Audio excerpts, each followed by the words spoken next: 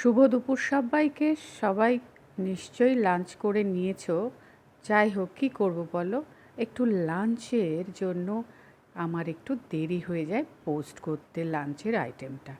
তো যাই হোক, তোমাদেরকে সুন্দর করে সাজিয়ে গুছিয়ে দেখাবো, তার আগে একটু থালাটাকে ভাত আর লেবু লঙ্কা দিয়ে দেখিয়ে দিলাম। পরে কিন্তু দেখাবো আজকে কি কি আইটেম আমাদের হয়েছে লাঞ্চ মেনুতে। আর দেখে নিলে যে আলুগুলো বড় বড় করে আমি কেটে ধুয়ে নিয়েছি এবং নুন হলুদ দিয়ে তেলে আস্তে আস্তে ভালো করে ভেজে নিয়েছি।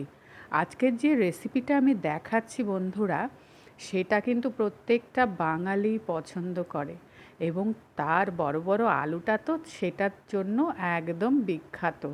কারণ আমরা আলুটাকে ভীষণভাবে পছন্দ করি এই ঝোলের মধ্যে।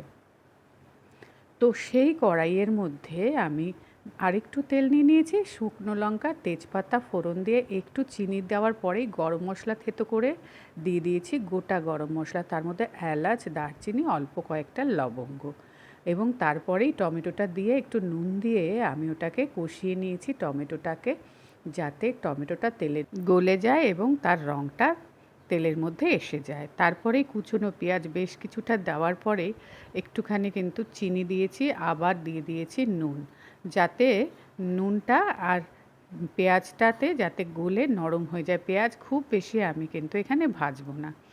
আর নুন তখন দিয়েছিলাম টমেটো গলার সময় অল্প একটু সামান্য, আর তেলের মধ্যে একটু সামান্য চিনি দিয়েছিলাম। আবার পেঁয়াজ যখন ভেজেছি তখন আরেকটু নুন আর দিয়ে দিয়েছি হচ্ছে আরেকটু চিনি। এগুলো দেওয়ার পরে বাটা মশলাটা বলে দিই, এটার মধ্যে আছে পেঁয়াজ, রসুন, আদা, কাঁচা লঙ্কা বাটা, আর কিচ্ছু নয়, জিরে নয়, ধনে নয়।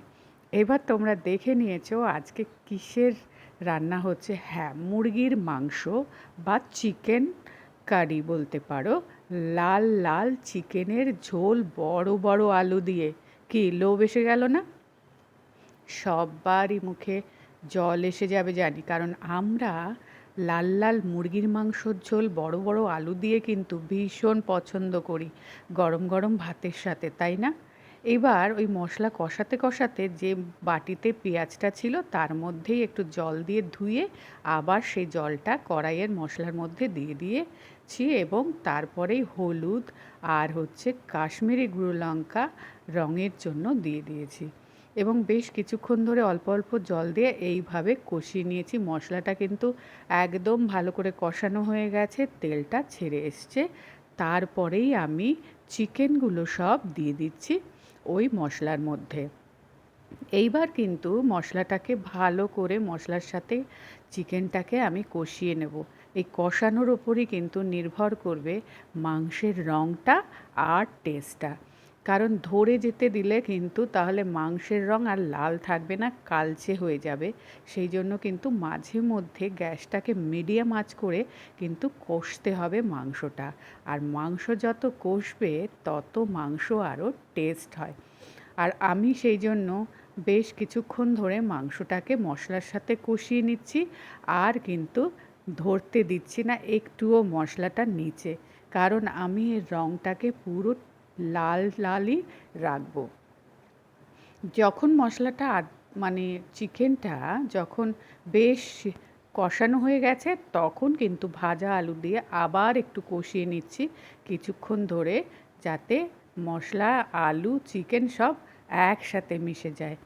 যখন দেখলাম যে আমার চিকেন কষা হয়ে গেছে, এই যে এরকম বেশ সুন্দর হয়ে গেছে, আর কষতে মনে হচ্ছে আর কষতে হবে না, তখন আমি কিন্তু গরম জল দিয়েছিলাম গ্যাসের ওপর।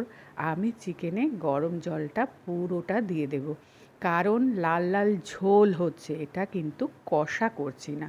চিকেনের লাল লাল ঝোলটাই তো ভাত দিয়ে খাবো বলেই আজকে চিকেনের ঝোল হচ্ছে, সেই জন্য কিন্তু একটু জল বেশি দিয়েছি। এবার একটুখানি মিশিয়ে নিচ্ছি ভালো করে চিকেনটাকে ঝোলের সাথে। আলু ঠালুর যে গায়ের মধ্যে যে মশলাটা ছিল সেটা একটু ঝোলের মধ্যে নাড়িয়ে নাড়িয়ে মিশিয়ে নিচ্ছি।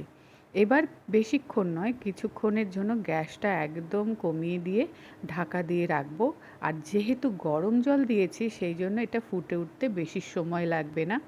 ঢাকাটা একবারই আমি খুলেছি বেশ কিছুক্ষণ পর, কারণ হচ্ছে দেখলাম সব মাংস গলে গেছে এবং আলুগুলো সিদ্ধ হয়ে গেছে।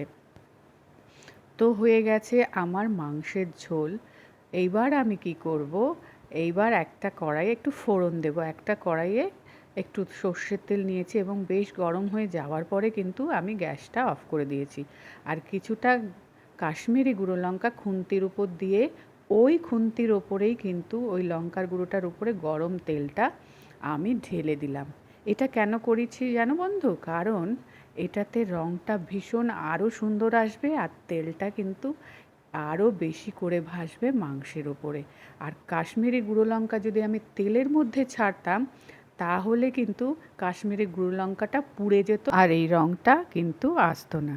তাই জন্য ওই ট্রিকটা কিন্তু আমি ব্যবহার করে থাকি সব রান্নাতে, যাতে রান্নার রঙটা দারুণ আসে এবং ওপর দিয়ে তেলটাও উঠে আসে। তো তোমরাও এভাবে ব্যবহার করতে পারো। আমি যেভাবে দেখিয়ে দিলাম কিভাবে লাল রং আনতে হয় আর তেলটা ওপরে ভেসে উঠতে পারে সুন্দর করে, সেইটা কিন্তু আমি দেখিয়ে দিলাম। তো যাই হোক না কেন, এইবার আমি একটা সার্ভিং বোলে বা প্লেটে মাংসটা আমি বেড়ে দেখাচ্ছি যে অ্যাকচুয়ালি ফাইনাল রং কেমন হয়েছে। তো দেখলে কেমনভাবে কি সুন্দর রংটা এসছে। এবার তাহলে চলে আসি আজকের আমাদের লাঞ্চ মেনুতে।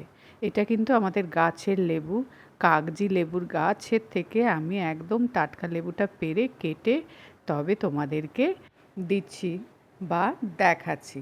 সাথে কাঁচা লঙ্কা, স্যালাডের হচ্ছে কাঁচা পেঁয়াজ, ওটা ছিল নোটের শাক ভাজা রসুন দিয়ে। এটা হচ্ছে ডাল শুকনো, পেঁয়াজ, কাঁচা লঙ্কা আর কাঁচা তেল দিয়ে মাখা। আর এটা হচ্ছে অরহর ডাল। সঙ্গে আরও কিছু আছে কিন্তু ধরছে না বন্ধুরা, একটু সাইডে সরিয়ে নিলাম, জায়গা করে নিলাম। এটা হচ্ছে মটরশুঁটি দিয়ে বাঁধাকপি আর এটা হচ্ছে আলু পটলের তরকারি। তো এই আলু পটলের তরকারি আর বাঁধাকপিটা কিন্তু একদমই নিরামিষ, সেই কারণেই ওটাকে একটু সাইড করে রেখে দিয়ে আবার জায়গা করে নিলাম। এইবার দেখো মাংসটার রঙটা কি সুন্দর এসছে, পুরো লাল টকটকে হয়েছে আর ওপর দিয়ে তেলটা কেমন ভেসে উঠেছে, তাই না? আর এটা হচ্ছে ঘরে পাতা টক দই। তাহলে পুরো লাঞ্চ মেনুটা আমি তোমাদেরকে দেখিয়ে দিই, দেখে নাও কি আছে।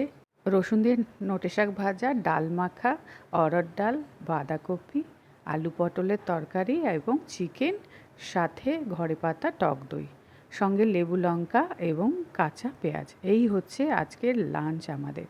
আর চিকেনটা দেখো পুরো লাল লাল এবং তেল কিন্তু ভেসে উঠেছে, তাই না?